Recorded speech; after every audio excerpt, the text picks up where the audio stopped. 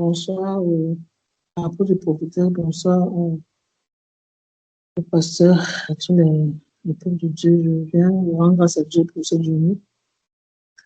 Malgré tout ce qu'il y a pu avoir, j'ai quand même pu me connecter. Je rends grâce à Dieu.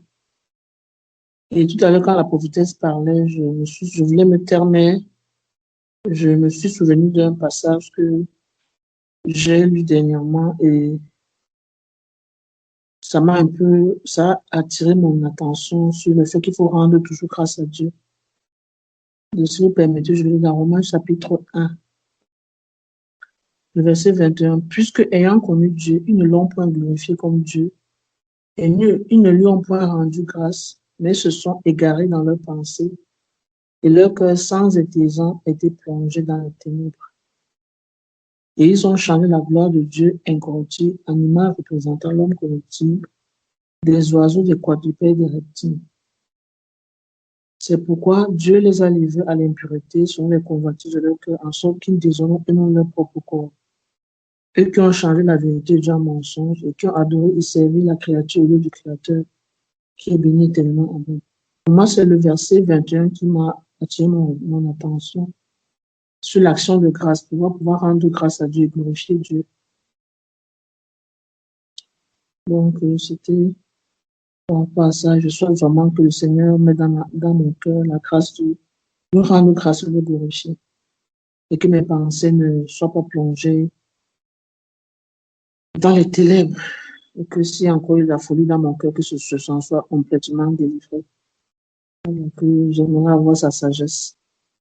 Et je lui rends grâce aussi pour tout ce qui a pu arriver et le fait que j'ai pu encore me réengager avec une bonne conscience en le suivant, pour le suivre, en allant dans les eaux du baptême. Donc, je viens rendre grâce à Dieu pour sa miséricorde. C'est vrai que j'ai eu mon premier baptême, j'avais 19 ans. J'ai eu un deuxième baptême, j'avais 27 ans. Mais celui-ci, c'était un baptême très particulier parce que c'était vraiment un engagement d'une bonne conscience. Et je sais maintenant, j'ai l'assurance de mon salut. Voilà, je sais que ma culpabilité a été enlevée. Donc, depuis samedi, je suis dans les actions de grâce. Je suis dans l'attente de faire sa volonté. Merci. Amen. Alléluia. Que le nom du Seigneur soit glorifié. Amen. Alléluia. Étant donné que le temps est tellement avancé, nous pouvons juste aller de l'avant en nous appuyant sur le passage que j'ai dit tantôt que c'est poussé par l'esprit que la sœur Pamela a lu le passage de Romains chapitre 1 verset 8 à 21 et sur le verset 21, j'avais déjà planifié, méditer et exhorter ce soir sur la base du verset 21 sur le verset 21 de Romains 8. Donc son intervention n'était qu'une confirmation et déjà dans l'intercession, je bousculais le champ d'éléments d'être très bref parce que j'ai souhaité intervenir ce moment. Relisons pour ceux qui n'ont pas bien saisi la gratitude pour la séparation définitive avec les ténèbres. La gratitude à Dieu pour la séparation définitive lorsqu'on a entendu la vérité. Amen. Disons du verset 8 au verset 21 pour exhorter sur ce thème important, la gratitude pour une séparation définitive avec les ténèbres lorsqu'on est en contact avec la vérité. Amen. Romains chapitre 1, à partir du verset 8. Je rends d'abord grâce à mon Dieu par Jésus-Christ, sujet de vous tous, de ce que votre foi est renommée dans le monde entier. Dieu, que je sers... Du verset 8 au verset 18 autant pour moi, au verset 21. La colère de Dieu se révèle du ciel contre toute impiété et toute injustice des hommes qui retiennent injustement la vérité captive car ce qu'on peut connaître de Dieu est manifeste pour eux, Dieu le leur ayant fait connaître. En effet, les perfections invisibles de Dieu, sa puissance éternelle et sa divinité se voient comme à l'œil depuis la création du monde, quand on les considère dans ses ouvrages. Ils sont donc inexcusables, puisqu'ayant connu Dieu, ils ne l'ont point glorifié comme Dieu et ne lui ont point rendu grâce, mais ils se sont égarés dans leurs pensées et leur cœur sans intelligence a été plongé dans les ténèbres. Alléluia. Retour dans les ténèbres. Après un contact avec la lumière, avec la vérité, par manque de gratitude. Alléluia. Amen. Nous allons voir ce mystère. Le mystère de la bonne nouvelle dans Genèse et la réalité de la bonne nouvelle dans Matthieu chapitre 4 avec le Seigneur Jésus. Et de là, nous allons comprendre le principe de séparation définitive avec les ténèbres, la bonté. Comment est-ce qu'on exprime la bonté? Comment est-ce qu'on manifeste la reconnaissance devant ce qui est bon, devant ce qu'on a entendu et qui est digne d'appréciation. L'indifférence devant la bonne nouvelle, qui est la lumière des nations, qui est la lumière du monde, qui est la vérité, peut nous ramener dans des ténèbres incontrôlables. L'ingratitude, l'indifférence. Nous allons voir ce mystère dans Genèse. Pourquoi Dieu a séparé la lumière des ténèbres? Parce qu'ayant déclaré au milieu des ténèbres que la lumière soit, la lumière fut. Et Dieu vit que la lumière était bonne. C'est alors qu'il sépare la lumière des ténèbres. S'il ne voyait pas la bonté de la lumière manifeste, la séparation ne devait pas avoir lieu. Il devait avoir la lumière et ténèbres. Et quand la lumière chevauche avec les ténèbres, Luc chapitre 11, verset 34 nous dit « Prends garde que la lumière qui en toi ne soit ténèbres, car alors grandes seront ces ténèbres. » Donc lorsque quelqu'un est en contact avec la lumière et qui ne prend pas garde par une bonté manifeste, par une gratitude évidente, si les ténèbres retournent, parce que le verset 21 de Romains 8 dit « Leur cœur sans intelligence a été plongé dans les ténèbres. » Or, la vérité, ils n'ont pas apprécié, ils n'ont pas valorisé, ils n'ont pas manifesté la gratitude.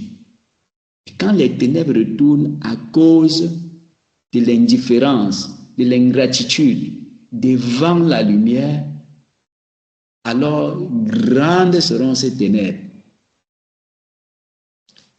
Jésus a évoqué aussi ce principe dans Luc chapitre 8 que j'aimerais qu'on lise avant d'aller dans Genèse et revenir dans Matthieu 4 pour voir l'ombre et la réalité et savoir comment se comporter pour qu'il y ait une séparation définitive avec les ténèbres dans nos vies. Les ténèbres apportent la frustration, apportent l'oppression, apportent des infimités, la ruine, l'angoisse, les difficultés, les problèmes. C'est le résultat des ténèbres. Luc chapitre 8, verset 15, il s'agit des paraboles du semeur. Et il s'agit de la sémence, la bonne nouvelle du royaume que Jésus faisait pendant son ministère, que les apôtres faisaient et les premiers disciples. Quand cette sémence, verset 15, pour être un peu plus rapide, nous connaissons tous ces paraboles. Allons et voir sur quelle terre les fruits sont manifestes et on va relier ça à Genèse. On verra qu'après la séparation, la lumière avec les ténèbres, la terre a pu produire les fruits, alors qu'avant c'était couvert des ténèbres et le Saint-Esprit de Dieu était là. Mais par manque de paroles, par manque de lumière, l'Esprit de Dieu ne pouvait rien. Lisons Luc chapitre 8, verset 15. Ce qui est tombé dans la bonne terre, ce sont ceux qui, ayant entendu la parole, avec un cœur honnête et bon, la retiennent et portent du fruit avec persévérance. Cœur honnête et bon retiennent et portent des fruits avec persévérance. On va voir ces mystères dans le livre de Genèse et on va transposer dans le livre de Matthieu avec le même Dieu qui revient sous forme humaine, Jésus-Christ.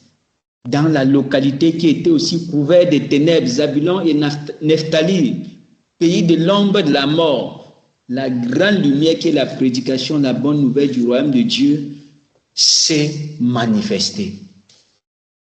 Genèse, on va voir comment la lumière, la sémence de la parole dans Genèse est tombée sur une bonne terre. Dieu a vu la bonté de la lumière.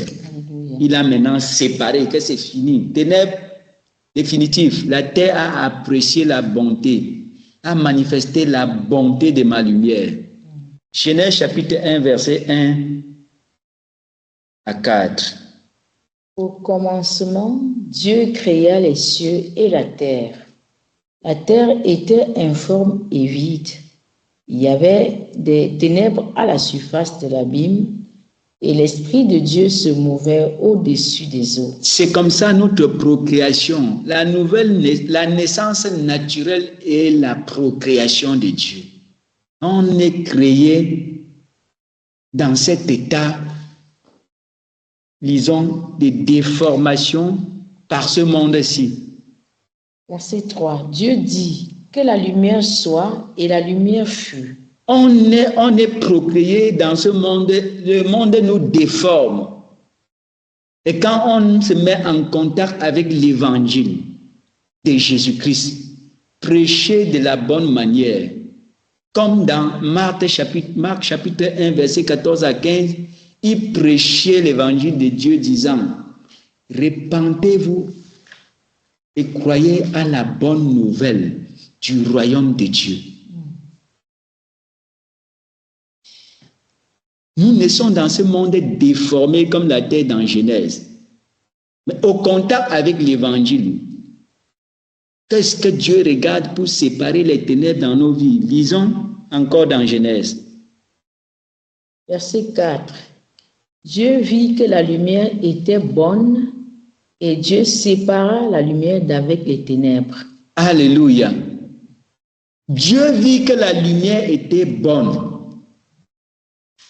Dieu vit que la terre qui était couverte de ténèbres, il y a une appréciation de la lumière.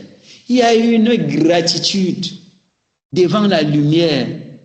Alors, la séparation avec les ténèbres pour que la terre puisse porter des fruits a eu lieu. Lorsqu'on lit la suite, on verra la terre qui était restée couverte de ténèbres sans fruits. Bien que l'Esprit de Dieu soit là, a commencé à produire. La séparation de la lumière avec les ténèbres a rendu la terre productive. Alléluia. Qu'est-ce que la lumière? Voici l'Éternel dans Genèse. Allons voir l'Éternel sous forme humaine pour faire la même chose dans Matthieu chapitre 4. Parce que la terre ici est retournée dans les ténèbres à la chute d'Adam, tel qu'on voit décrit dans Ésaïe chapitre 60. La chute de l'homme a retourné la terre dans les ténèbres. Lisons d'abord Ésaïe 60 pour mieux comprendre Matthieu. La terre là est retournée dans les ténèbres.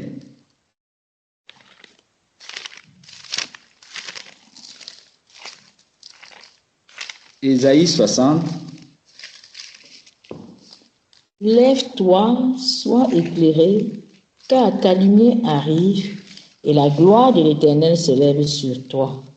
Voici les ténèbres couvrent la terre, et l'obscurité les peuples, mais sur toi, l'Éternel se lève, sur toi, sa gloire apparaît.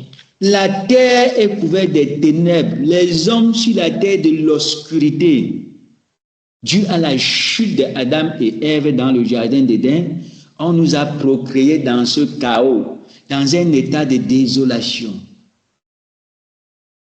Nous avons hérité ces choses. Dans un état de déformation, on commence les premiers pas dans ce monde jusqu'au jour où, de façon consciente, on accepte l'évangile. Alors, l'opportunité se présente de nouveau comme dans Genèse. Voyons l'Éternel, Emmanuel, Jésus-Christ, qui redescend pour accomplir cette prophétie d'Ésaïe sur la même terre. Dans Matthieu chapitre 4, à partir du verset 12. Jésus, ayant appris que Jean avait été livré, se retira dans la Galilée. Il quitta Nazareth et vint demeurer à Capernaum, situé près de la mer, dans le territoire de Zabulon et de Nephtali, afin que s'accomplisse ce qui avait été annoncé par Ésaïe le prophète. Le peuple de Zabulon et de Nephtali, de la contrée voisine de la mer. Voisine de la mer, comme dans Genèse, la terre était couverte, il y avait l'eau, l'Esprit de Dieu se mouvait. On voit une localité qui est semblable à celle de Genèse, où le même Dieu revient sous forme humaine et refait la même chose dans Genèse. Mais voyons la nature, la réalité, la substance de la lumière dont il était question dans Genèse. La réalité. Lisons. Le peuple de Zabulon et de Nephtali, de la contrée voisine de la mer, du pays au-delà du Jourdain et de la Galilée des gentils, ce peuple assis dans les ténèbres, comme dans Genèse, a vu une grande lumière. Cette fois-ci, la grande lumière. Et sur ceux qui étaient assis dans la région et l'ombre de la mort, la lumière s'est levée.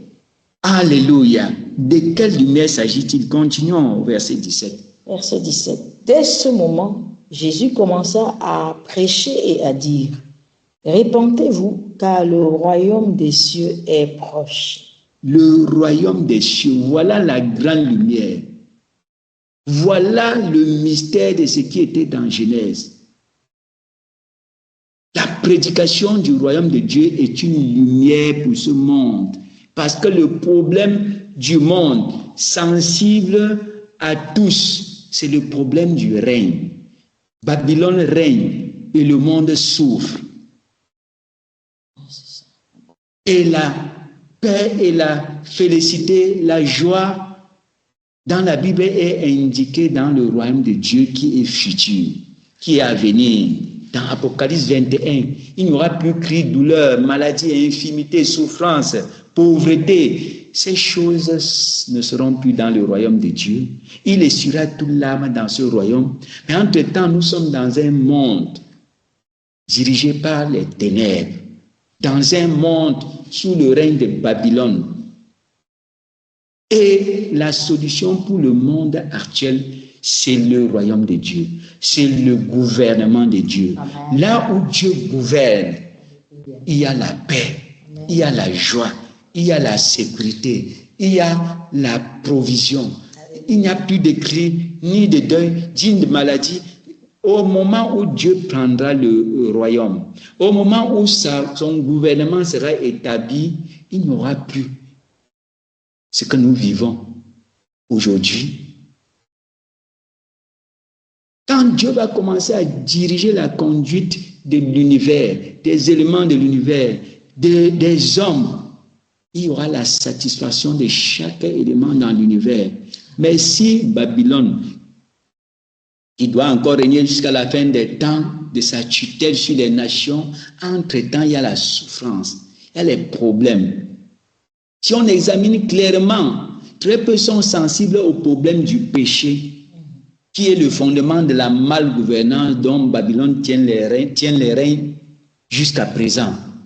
Plusieurs sont sensibles au problème de malgouvernance qui se caractérise par les problèmes économiques, financiers, qui aussi des problèmes sanitaires, parce que les structures hospitalières de ce monde sont dirigées par les gouvernements. Quand ça ne va pas, on crie au gouvernement. Quand ça ne va pas, on pointe du doigt sur le gouvernement comme la source des problèmes des gens. Et c'est pour ça qu'on voit élection sur élection. On change les dirigeants sur dirigeants. Parce qu'on cherche la personne qui va mieux gouverner pour que les gens soient bien, en sécurité, en paix. Or, ce n'est que Jésus qui peut tenir cette position. Amen. Il n'y a que le règne de Jésus qui peut satisfaire la population, le monde entier. Partout dans les nations, on change les dirigeants. Pourquoi? Parce que la sensibilité aux problèmes dus à la malgouvernance touche tout le monde. Bien que ce soit le péché qui soit la racine de la malgouvernance, ce n'est que ça qui est plus sensible aux yeux de tous. Or, Jésus prêchait le royaume de Dieu. Les gens intéressés, voici l'agneau de Dieu qui ôte le péché du monde. Dieu ne va pas régner sur un monde pécheur. Et c'est pour ça que quand on s'intéresse à son gouvernement à venir, à son royaume, la chose qu'il fait, il te sauve. La rédemption, c'est pour placer les gens dans le plan pour le royaume où il y a la solution définitive aux maux, aux crises, aux douleurs, aux calamités que nous vivons. Alléluia. Les gens dirigent mal. On en veut au président, au ministre, à ceci. Ils ne sont que victimes du péché qui amène le monde à être manipulé, à être écrasé par la malgouvernance. Dans le péché, ce sont les démons qui dirigent la conduite des gouvernants. Et Babylone a eu ce droit depuis l'époque de Jérémie 27, où Israël, qui avait la souveraineté et suprématie dans le monde, lorsqu'il a perdu cette position donnée par Dieu dans Deutéronome 28, alors Dieu a remis la gouvernance de ce monde à Babylone, que son système continue jusqu'à la fin des temps des nations sous la tutelle de Babylone. À ce moment, le royaume de Dieu viendra mettre fin aux souffrances. Mais les sages dès maintenant s'accrochent à Jésus pour le salut avec l'espérance de ce royaume et cherchent premièrement ce royaume et commencent à goûter la bonté de Dieu sur terre, la sécurité de Dieu sur terre en attendant l'apothéose dans son royaume. Alléluia. Voilà la grande lumière levée dans le territoire des Zabulon et de Naphtali, telle que prophétisée par Ésaïe. Ésaïe chapitre 8 nous annonce cette prophétie que Jésus réalise. Et nous devons savoir comment agir devant la bonne nouvelle, qui est la lumière du monde. Le monde a la souffrance relative à la malgouvernance, mais la racine de ça, c'est le péché. Ésaïe chapitre 8.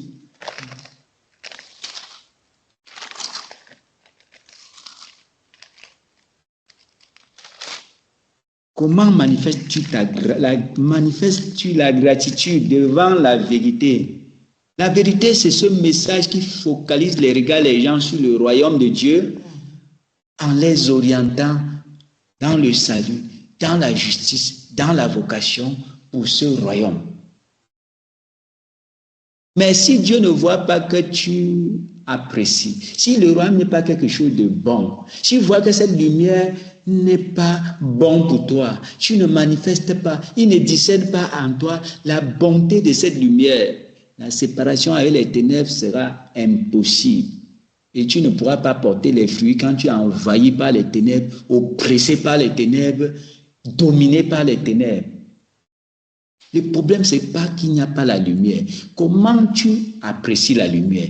Quels sont les signes de gratitude que tu as évidencés dans la connaissance de la bonne nouvelle? Détermine si tu seras affranchi des ténèbres ou pas. La délivrance, c'est une chose, l'affranchissement, c'est toute une autre chose. Quand Dieu a franchi, il crée les conditions favorables pour porter des fruits pour lui. Mais il n'affranchit pas au hasard. Tout dépend de l'appréciation que nous avons avec des actions manifestes devant la lumière. Amen. Lisons. Ésaïe chapitre 8, verset 23. Mais les ténèbres ne régneront pas toujours sur la terre où il y a maintenant des angoisses. Quand il y a les ténèbres, il y a l'angoisse. Plusieurs vivent toute leur vie dans l'angoisse. Il y a un temps d'angoisse quand on est païen, quand on est chrétien ignorant. Mais quand la vérité arrive, il y a des principes pour arriver à l'allégresse, à la joie, à la félicité. Nous parlons de ça comme des témoins. Nous avons passé ces étapes dans notre marche. Nous voyons la bonté de Dieu aujourd'hui. Nous vivons dans l'allégresse. Nous voyons la félicité de Dieu. Alléluia. Ce n'est pas des racontages. Nous parlons des choses que nous expérimentons. Amen. Si les temps passés ont couvert d'opprobre le pays des Zabulon et le pays de Nephtali, les temps à venir couvriront de gloire la contrée voisine de la mer, au-delà du Jourdain, le territoire des gentils. De gloire, voilà la prédication du royaume de Dieu. Alléluia. Qui amène à la gloire de Dieu, tel qu'a annoncé dans Ésaïe. Jésus a commencé à prêcher, repentez-vous car le royaume de Dieu est proche. La Bible définit ça comme la grande lumière.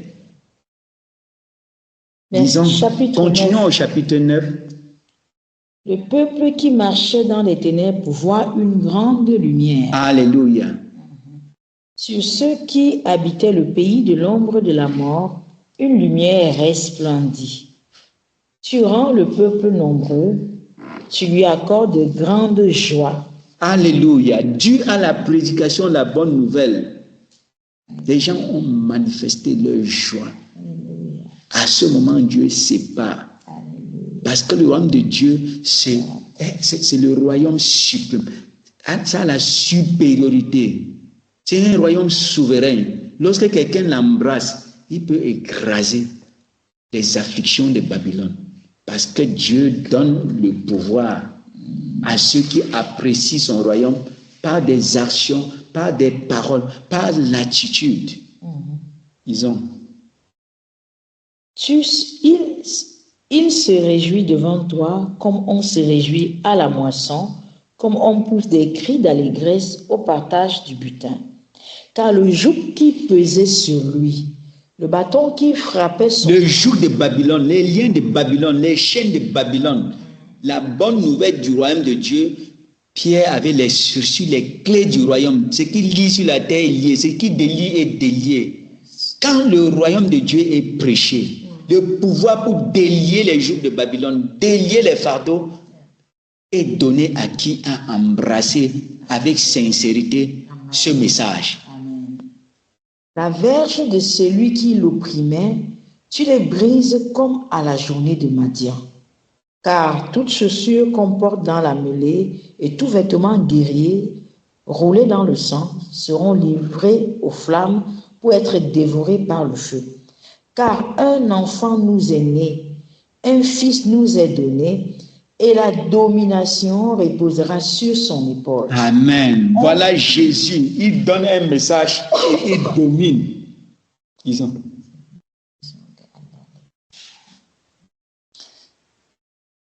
On l'appellera admirable, conseiller, Dieu puissant, Père éternel, Prince de la paix, donné à l'empire de l'accroissement et une paix sans fin au trône de David et à son royaume. Alléluia. Au royaume de Dieu que Jésus a prêché. Fils de David. La domination perdue dans le jardin d'Éden est restaurée en Christ. Amen. Sur quoi on domine? Ce n'est pas les hommes, c'est les influences qu'il y a derrière ce monde. Ce monde est manipulé par les principautés, les dominations, les esprits méchants. Quand tu arrives à saisir par révélation la notion du royaume de Dieu et que tu fais de ça ta priorité, avec des actions de gratitude, Dieu sépare les ténèbres de Babylone sur ta vie. Amen. Et tu portes des fruits. Amen. Je dis ça en tant qu'un exemple. Yes. Il y a eu un temps de désert et un temps de vocation. Parce que Dieu m'avait dit personnellement, c'était une prophétie en anglais un jour dans une communauté. A new day has come. Yes. When the new days come, darkness go. Je n'avais pas compris à l'instant. Mais au jour de la visitation de Dieu dans ma vie en 2009, le processus de la compréhension de la vérité a commencé. La visitation de l'Esprit de Dieu, avec les indications des temps en relation avec ma préparation, à partir de décembre 2015, temps indiqué par Dieu pour entrer dans ma vocation, pour commencer cette mission dans le sens vocationnel. J'ai vu la séparation, une grande agitation des ténèbres et une démonstration de la souveraineté de Dieu pour séparer. Quand j'entre dans le jeûne de consécration, en début de janvier 2016, Dieu me fait voir les bêtes de la terre. C'est paralysé à mon passage. C'est une histoire qu'on aura du temps de raconter en détail. Les bêtes avertissent les petites bêtes. Attention, celui-ci, on peut toucher tout le monde, mais faites attention ici, c'est de l'interdit. Les petites bêtes qui voulaient s'agiter comme d'habitude pour attaquer. La Bible dit dans Marc chapitre 1 que Jésus dans le désert, il gênait. Il était avec les bêtes sauvages et les anges de Dieu le servaient. Pour la tentation, pour l'affliction. Il y a un temps où les bêtes sauvages de la terre t'oppriment, t'affligent, mais le jour où Dieu pose la séparation, eux-mêmes se prosternent et avertissent les petites bêtes sauvages qu'ici, nous disons que celui-ci, on ne peut plus. Attention, et les bêtes sauvages sont affaissées à mon passage. J'ai été étonné que les situations ont commencé à disparaître sur mon passage et la faveur de Dieu a s'imposé. Jusqu'à ce jour, on voit la bonté de Dieu. On voit la différence au milieu de l'Europe de l'oppression. L'Europe que vous connaissez, les gens opprimés, écrasés par le travail. Nous servons Dieu dans le repos, on ne manque de rien, on a tout ce qu'il faut. Pour dire, lorsqu'on prend la parole de Dieu, selon les normes, on va voir les résultats. Amen. Cette parole éprouvée est digne de confiance. Voyons Jésus prêcher. On continue la lecture. Je reprends le verset 8. Donnez à l'empire de l'accroissement et une paix sans fin au trône de David et à son royaume, l'affermir et le soutenir par le droit et par la justice dès maintenant et à toujours. Voilà ce que fera le zèle de l'Éternel des armées. Alléluia. Amen. Dans Genèse, quand Dieu a séparé la lumière avec les ténèbres, il y a eu un soir, il y a eu un matin. C'est pour le premier jour. Et new days has come. Mon premier jour a commencé en 2016. Dieu a séparé. Et la prophétie, c'était quand? En 2008. En août 2008. Août 2008. Et new day has come. Après, Dieu a indiqué le temps de ce nouveau jour. Et on voit dans Genèse, quand on a lu tout à l'heure, verset 5. Dieu appela la lumière jour, il appela les ténèbres nuit. Ainsi, il y eut un soir, et il y eut un matin, et ce fut Le premier jour. Ça commence par le soir. Le soir, la vie commence par le soir. On sait que le soir, c'est l'heure des ténèbres. Le soir où la nuit arrive, c'est l'heure des ténèbres, des bêtes sauvages de la terre. On sait que la sorcellerie, l'occultisme, c'est dans la nuit qui sont en pleine effervescence. Ça veut dire qu'on commence notre parcours le soir. Mais il faut qu'on soit attentif pour qu'il y ait le jour. Alléluia. Amen. Donc quand je parle de ça, c'est une manière expérimentale. avec des indications claires sur les étapes de ma marche avec Dieu. Et c'est possible pour tous. Ce n'est pas une affaire collective. Alléluia. Amen. Vous voyez ma femme, avec le témoignage la fois dernière, elle a suivi aussi des étapes personnelles de la marche jusqu'à l'appréciation de Dieu, l'approbation de Dieu.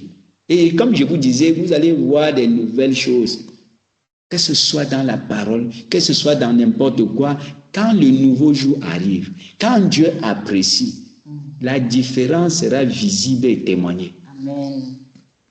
C'est possible pour tous. Amen. Alléluia. Amen. Que ton nouveau jour se manifeste au nom de Jésus-Christ. Amen. Suis ce processus. Amen. Apprécie, manifeste la gratitude devant la grande lumière qui est la prédication du royaume de Dieu.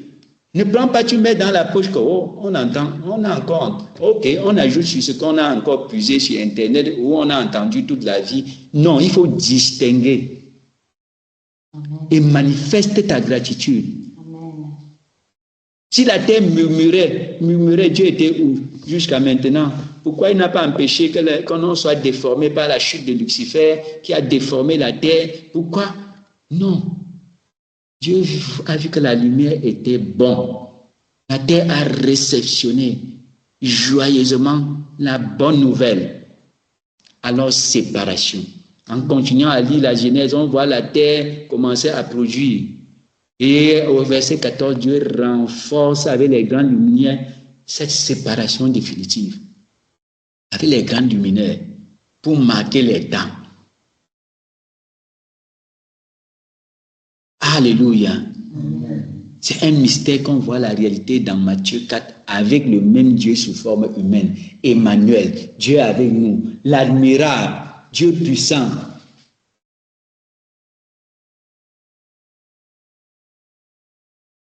Alléluia. Amen. L'Église de Rome, qui est devenue le centre de la perdition dans le monde, n'a pas commencé comme ça. Romains chapitre 1, verset 8. Voyons que leur foi était réputée dans le monde entier. La vérité arrive, on dit, oh, on est déjà sauvé, c'est tout. Sauvé par grâce et c'est fini. Ils ne manifestent pas la gratitude à l'arrivée de la vérité. Leur cœur sans intelligence est retourné dans les ténèbres. Voyons jusqu'à ce jour l'envergure des ténèbres dans cette église de Rome. Ça n'a pas commencé comme ça. Comme beaucoup dans la foi sont ingrats devant Dieu. Ils sont là seulement pour juger les serviteurs de Dieu sans distinction. Comme la sœur disait au début, on ne doit pas marcher dans la méfiance. La prudence, ce n'est pas la méfiance.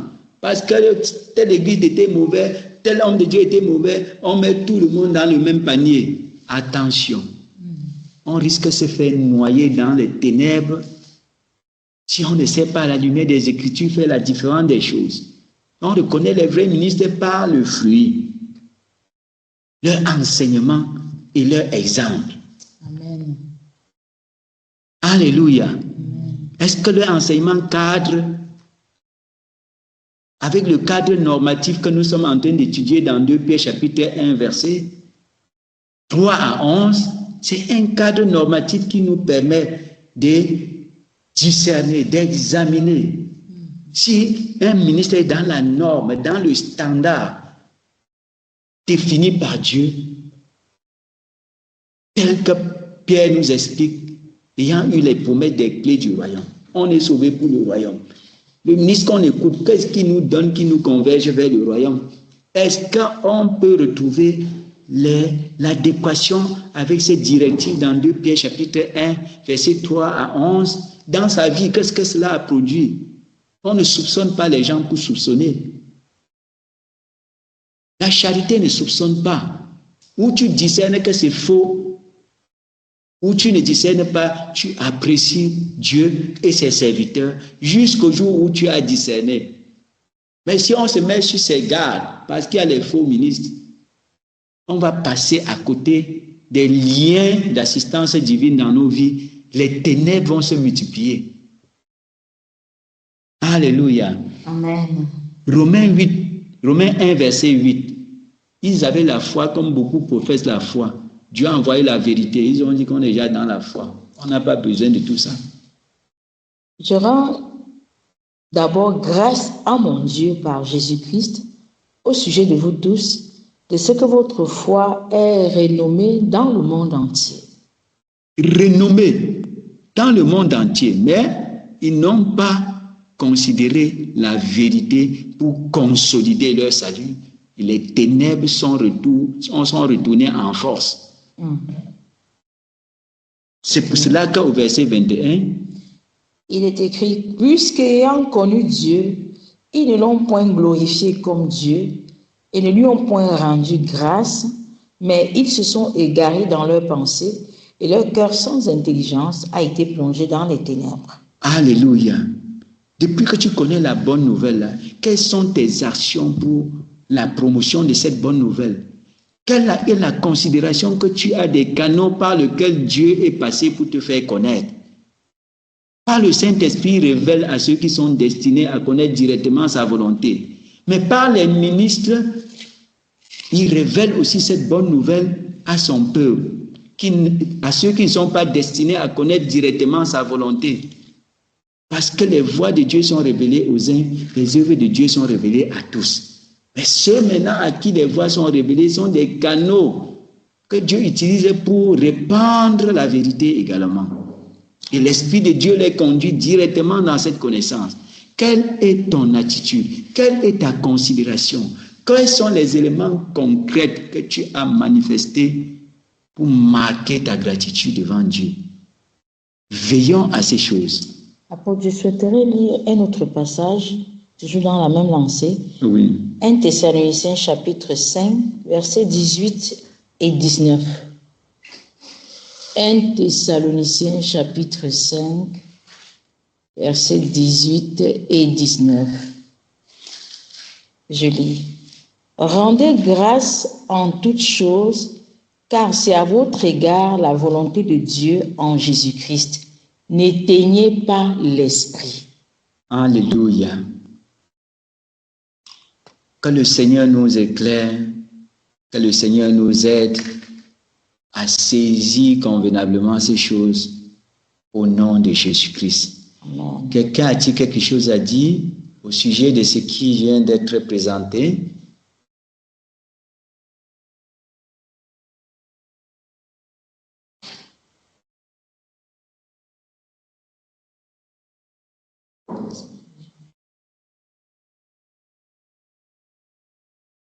Excusez pour l'heure assez avancée, il fallait qu'on aborde ce sujet puisque quelqu'un a dit quelque chose d'important qui est un indicateur pour qu'on en parle. Amen. Amen.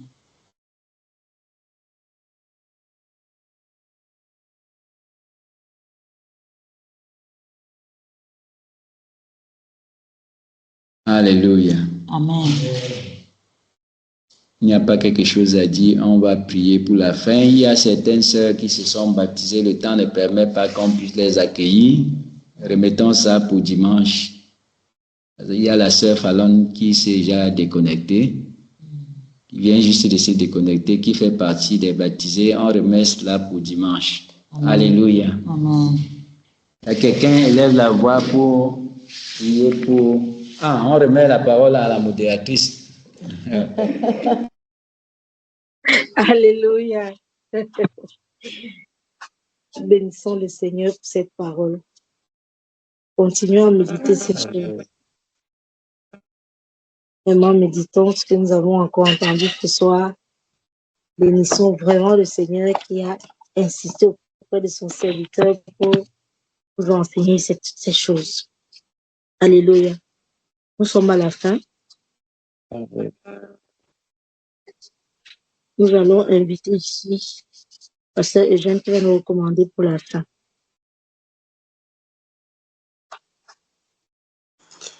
Alléluia. Amen. Nous bénissons le Seigneur pour tout ce qui s'est dit. Nous bénissons le Seigneur pour la grâce qu'il nous a accordée ce soir d'entendre ces choses. Nous allons prier pour la fin. Seigneur Dieu d'Abraham, nous te bénissons, Père, pour ta grâce. Nous te bénissons, Père, parce que tu as permis que nous soyons encore éclairés dans ces choses au nom de Jésus. Merci, Père, pour ton serviteur que tu as encore utilisé pour nous éclairer et pour toutes les personnes, Seigneur, qui ont intervenu ce soir. Nous te rendons grâce pour chaque personne au nom de Jésus. Père, nous implorons ta miséricorde, Seigneur, que tu nous aides. Père, que nous puissions, avec humilité, Père, nous soumettre pour grandir au nom de Jésus. Que chacun, Seigneur, puisse se soumettre, Seigneur, pour grandir dans ta parole, afin que nous soyons efficaces, Seigneur, pour ton œuvre au nom puissant de Jésus. Père, accorde cette grâce à chacun de nous, afin que nous puissions vraiment, Seigneur, répandre ta parole, afin que, exactement, Seigneur, au nom de Jésus, accorde-nous cette grâce, Seigneur. Merci, Père, de soutenir chacun. Merci de pouvoir te manifester. Et merci de continuer à nous enseigner et permettre que nous ayons la compréhension de tout ce que nous apprenons au nom puissant de Jésus. Que chacun ait la juste compréhension pour pouvoir, Seigneur, les répandre au nom de Jésus. Sois glorifié, Père, pour cette soirée. Sois glorifié, Père, pour ton amour. Père, que ton sang précieux puisse couvrir chacun de nous. Et que cette nuit soit une nuit douce et paisible pour chacun de nous. Et que même, Seigneur, avant que dimanche n'arrive, que tu protèges chacun de nous. Père, sois glorifié, Père, pour chaque vie. Au nom puissant de Jésus, nous avons prié. Amen. Amen.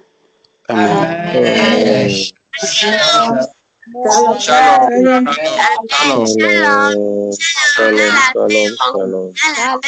Dans la paix. Dans la paix du Seigneur de Shalom, évangéliste Yannick. Dans la paix. Dans la paix, oh, Dani. Dans la paix, oh, Dani. Dans la paix, oh, Mathieu. Merci beaucoup.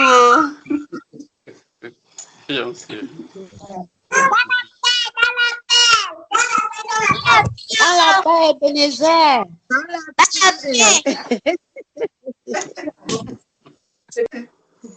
Ebenezer.